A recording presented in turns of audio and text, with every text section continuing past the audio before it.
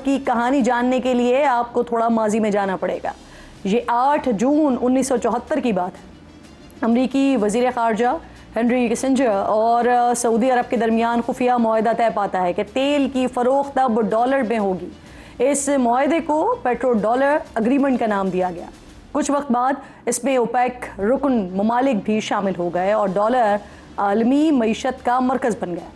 بڑھتی ڈیمانڈ کو پورا کرنے کے لیے امریکہ نے دھڑا دھڑ ڈالر چھاپے اور امریکی معیشت پھلتی پھولتی اور تگڑی ہوتی رہی۔ انسٹیٹیوٹ فار اسٹریٹجک اسٹڈیز میں شائع مضمون بتاتا ہے کہ 1974 کے معاہدے کے مطابق سعودی عرب تیل صرف امریکی ڈالرز میں فروخت کرے گا۔ اس کے بدلے امریکہ سعودی عرب کو سیاسی اور فوجی تحفظ دیتا رہا، لیکن 2024 میں سعودی عرب نے یہ معاہدہ ختم کر دیا تاکہ وہ اپنی معیشت کو تیل پر کم اور دوسرے شعبوں پر زیادہ مضبوط بنا سکے۔ اب سعودی عرب چین جیسے ملکوں کے ساتھ تجارت بڑھا رہا ہے اور برکس میں بھی شامل ہو رہا ہے۔ اس سے دنیا ایک نئی متوازن معاشی سمت کی طرف جا رہی ہے۔ اس کے بعد امریکہ ڈالر کو بچانے کے لیے ہاتھ پاؤں مارنا شروع ہو گیا ہے۔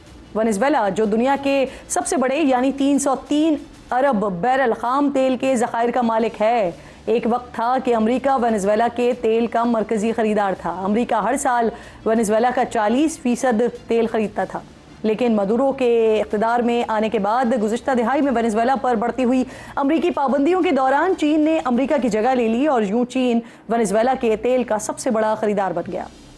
چین اور ونیزویلا کی قربتیں اتنی بڑی کہ 2017 میں مادورو کی صدارت میں ونیزویلا نے چین کو ڈالر کے بجائے یوان میں تیل فروخت کرنے کا اعلان کر دیا۔ روس بھی ونیزویلا کا اہم اتحادی بنا اور اس نے یہاں بھاری سرمایہ کاری کر دی۔ امریکہ سے دوری بڑھتی گئی۔ 2023 میں صدر مادورو نے برازیل، چین، روس، انڈیا، جنوبی افریقہ کے امریکی ڈالر کی اجارہ داری مخالف یا اس کے متبادل سمجھے جانے والے اتحاد برکس میں شامل ہونے کی خواہش کا بھی اظہار کر دیا۔ صدر مادورو کے اس اقدام نے پیٹرو ڈالر کی طاقت کو چیلنج کر دیا۔ کچھ ایسا ہی اقدام عراق کے سابق صدر صدام حسین نے 2000 میں کیا تھا، جب اکتوبر 2000 میں صدام حسین نے اقوام متحدہ کے آئل فار فوڈ پروگرام کے تحت اپنا خام تیل یورو میں فروخت کرنے کا اعلان کیا۔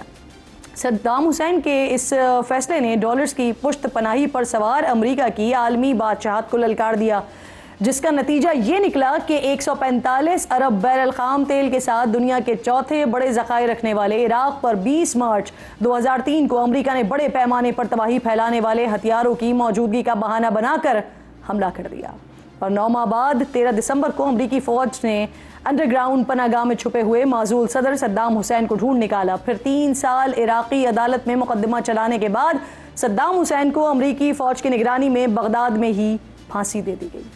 لیبیا کے سابق صدر معمر قذافی کی کہانی بھی اسی سلسلے سے ملتی جلتی ہے، جو 2011 میں اپنے ہی ملک میں ہونے والی بغاوت کے بعد امریکی حمایت یافتہ عوامی تحریک کے ہاتھوں بیچ سڑک پر مارے گئے۔ موت سے 3 سال پہلے معمر قذافی نے افریقہ کو امریکی ڈالر سے آزاد کرنے کے لیے سونے پر مبنی افریقی کرنسی گولڈ دینار کا آئیڈیا پیش کیا۔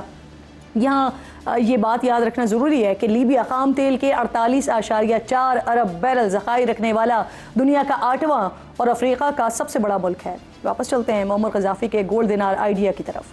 ماہرین کا ماننا ہے کہ کرنل معمر قذافی کے ڈالر سے آزادی کے خواب اور نیٹو طرز کے افریقی بلاک کے لیے سرگرم ہونے نے ان کے 42 سالہ اقتدار کا خاتمہ کر دیا۔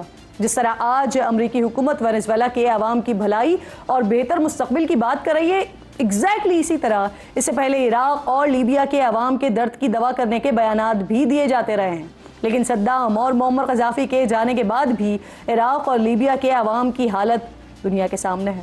تیل اور معدنیات سے مالا مال ممالک کے عوام پیروں تلے موجود خزانوں کے باوجود ان کے ثمرات سے کوسوں دور ہیں۔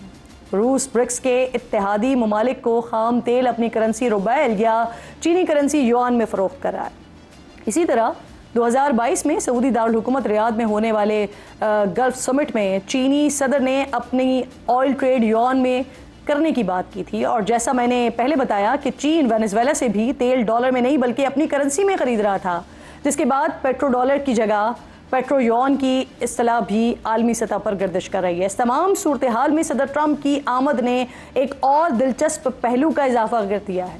جو مغربی یورپی طاقتیں پہلے امریکہ کے ساتھ مل کر مختلف ممالک پر جنگیں مسلط کیا کرتی تھیں، اب وہ یوکرین جنگ رکوانے میں روس کو قائل نہ کر پانے اور گرین لینڈ پر چڑھائی کے ٹرمپ کے ارادوں کے بعد امریکہ کی مخالفت کرتے ہوئے نظر آ رہے ہیں۔ امریکہ کی گرین لینڈ میں دلچسپی کی وجہ وہاں موجود معدنیات اور بیش بہا قدرتی وسائل ہیں۔ گرین لینڈ دنیا کا سب سے بڑا جزیرہ ہے۔ 2023 میں سامنے آنے والے جیولوجیکل سروے آف ڈنمارک اور گرین لینڈ نے اندازہ پیش کیا تھا کہ گرین لینڈ کے جزیرے پر 38 معدنیات بڑی مقدار میں موجود ہیں، جن میں کاپر، گریفائٹ، نیوبیم، ٹائٹینیم، روڈیم شامل ہیں۔ ڈنمارک کے وزیر دفاع نے خبردار کیا ہے کہ گرین لینڈ پر حملے کی صورت میں پہلے گولی ماریں گے، بعد میں کوئی سوال پوچھیں گے۔ امریکہ کی طاقت کی ایک اہم ترین وجہ ڈالر کی عالمی اہمیت ہے، لیکن یہ حقیقت ہے کہ آج امریکی ڈالر کی اجارہ داری کو سخت چیلنجز کا سامنا ہے۔ امریکی معیشت اس وقت شدید دباؤ سے گزر رہی ہے، بھاری قرضہ ہے، شدید خسارہ ہے اور سود کی ریکارڈ سطح نے امریکہ کو ایسے مقام پر پہنچا دیا ہے کہ جہاں اسے اپنی حاکمیت کو برقرار رکھنے کے لیے اپنی حکمت عملی کو نئے سرے سے ترتیب دینا پڑ رہا ہے۔ لیکن کیا ٹرمپ کے اقدامات ڈالر کو عالمی کرنسی اور امریکہ کو سپر پاور برقرار رکھ سکیں گے؟ کیا یورپی ممالک یہ بدماشی خاموشی سے برداشت کریں گے، یا پھر خدا نخواستہ مستقبل قریب میں عالمی طاقتیں بھرپور طاقت کے حصول اور ایک نیا ورلڈ آرڈر ترتیب دینے کے لیے ایک دوسرے سے دست و گریباں ہو جائیں گی اور دنیا کو ایک نئی جنگ کا سامنا ہوگا جو کم از کم زمین پر بس رہے 8 ارب انسانوں کے لیے تو تباہی کے سوا کچھ نہیں لائے گا۔ ایران اور امریکہ کے درمیان براہ راست جو جنگ کے خطرات ہیں وہ بڑھ گئے ہیں۔ امریکی اخبار نیو یارک ٹائمز نے یہ دعویٰ کیا ہے کہ صدر ٹرمپ کو ایران پر حملے کے نئے آپشن سے متعلق بریفنگ دی گئی ہے۔ ٹرمپ کوئی قدم اٹھانا چاہتے ہیں لیکن انہوں نے ابھی کوئی حتمی فیصلہ نہیں کیا۔ البتہ کل سوشل میڈیا پر لکھا تھا کہ ایران آزادی چاہتا ہے اور امریکہ ایران کی مدد کے لیے تیار ہے۔ پچھلے 8 دنوں کے دوران صدر ٹرمپ کئی مرتبہ یہ بات دہرا چکے ہیں کہ اگر ایرانی حکومت مظاہرین پر تشدد کرتی رہی اور انہیں قتل کیا گیا تو امریکہ ان کی حمایت کے لیے آئے گا۔ مشرق وسطیٰ میں اس بڑھتی ہوئی ٹینشن کی سنگینی کو اسرائیلی ویب سائٹس دی یروشلم پوسٹ کی رپورٹ نے مزید بڑھا دیا ہے کہ ایران پر ممکنہ امریکی حملے کے خدشے کے باعث اسرائیل میں ہائی الرٹ کر دیا گیا ہے، جبکہ انٹرنیشنل میڈیا رپورٹ کر رہا ہے کہ اسرائیلی وزیر اعظم نیتن یاہو اور امریکی وزیر خارجہ مارکو روبیو نے کل ایک ٹیلی فونک گفتگو میں ایران کے خلاف ممکنہ امریکی کارروائی پر تبادلہ خیال کیا ہے۔ تہران نے بھی امریکی دھمکیوں کے جواب میں خبردار کیا ہے کہ اگر امریکہ ایران پر حملہ کرتا ہے تو ایران اسرائیل اور امریکی اڈوں کو نشانہ بنائے گا۔ واضح رہے کہ خطے میں امریکی اڈے سعودی عرب، قطر، بحرین، شام، عراق اور اردن میں موجود ہیں۔ اگر وہاں حملے ہوتے ہیں تو کیا یہ آگ اسلامی ممالک کو بھی اپنی لپیٹ میں لے لے گی؟ پارلیمنٹ سے خطاب میں ایرانی اسپیکر نے کہا ہے کہ ایران اپنی دفاعی حکمت عملی کو صرف جوابی کارروائی تک محدود نہیں رکھے گا بلکہ واضح اور عملی خطرات کی بنیاد پر پیش کی اقدام کا بھی جائزہ لیا جائے گا اور کیا جائے گا۔ ان کا مزید کہنا تھا کہ یہ پیغام صدر ٹرمپ اور ان کے اتحادیوں کے لیے ہے کہ وہ غلط اندازے نہ لگائیں۔ ناروے میں قائم ایرانی ہیومن رائٹس آرگنائزیشن کا دعویٰ ہے کہ 2 ہفتوں سے جاری مظاہروں میں کم از کم 192 افراد کی اموات کی تصدیق ہو چکی ہے، جبکہ حقیقی تعداد اس سے کہیں زیادہ ہو سکتی ہے۔ ایرانی نیوز ایجنسی تسنیم رپورٹ کر رہی ہے کہ ایران بھر میں جاری مظاہروں کے دوران اب تک 114 سیکیورٹی اہلکار مارے جا چکے ہیں۔ ایرانی میڈیا کے مطابق ایک ایران نواز ہیکر نے ایسے 600 افراد کی شناخت کی ہے جن کے بارے میں حکام کا دعویٰ یہ ہے کہ یہ موساد کے ایجنٹس ہیں اور ایران میں احتجاج کو بھڑکانے میں بھی ملوث ہیں۔ ایرانی صدر مسعود پزشکیان قوم سے خطاب میں کہہ رہے ہیں کہ امریکہ اور اسرائیل فساد برپا کرنے والوں کو کہہ رہے ہیں کہ آگے بڑھو اور وہ ان کے ساتھ ہیں۔ ہلاکتوں کی منصوبہ بندی ناقابل برداشت ہے، عوام افراتفری کو روکیں۔ دوسری طرف ایرانی اٹارنی جنرل نے کہا ہے کہ جو احتجاج کرے گا اسے خدا کا دشمن سمجھا جائے گا، ایسا جرم جس کی سزا موت ہے۔ ایرانی پروسیکیوٹر جنرل نے مظاہروں کے دوران گرفتار کیے گئے افراد کے خلاف تیز رفتاری سے مقدمات چلانے کے لیے خصوصی عدالتیں تشکیل دینے اور جرم ثابت ہونے پر سزائے موت دینے کی ہدایت بھی کی ہے۔ جرمنی، کینیڈا، برطانیہ سمیت کئی ممالک میں عوام ایرانی مظاہرین کے حق میں سڑکوں پر نکلے ہیں۔ ایران میں جاری مظاہروں کے دوران مختلف شہروں سے سامنے آنے والی ویڈیوز میں ایک جھنڈا نظر آیا ہے سامنے، جس پر شیر اور سورج بنا ہوا ہے۔ اس جھنڈے کی تاریخی اہمیت ہے۔ 1969 میں ایرانی انقلاب کے بعد آیت اللہ خمینی کے حکم پر ایرانی جھنڈے اور انتظامی دستاویزات سے شیر اور سورج کے نشان کو ختم کر دیا گیا تھا۔ ایران میں مظاہروں کے علاوہ یہ جھنڈا اب ایلن مسک کے سوشل میڈیا پلیٹ فارم ایکس پر بھی نظر آ رہا ہے۔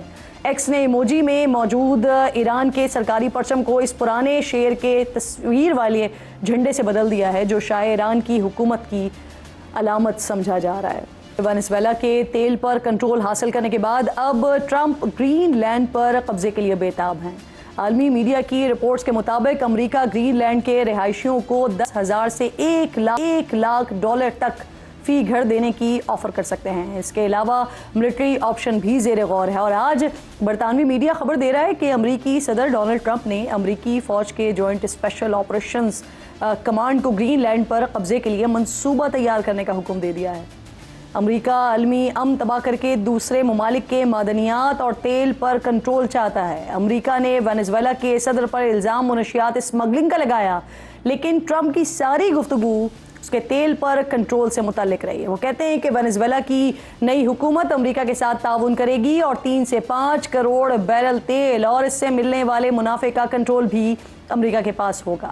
نائب امریکی صدر جے ڈی وینس بھی کھل کر کہہ چکے ہیں کہ وینزویلا کا تیل صرف امریکی مفاد میں فروخت ہوگا۔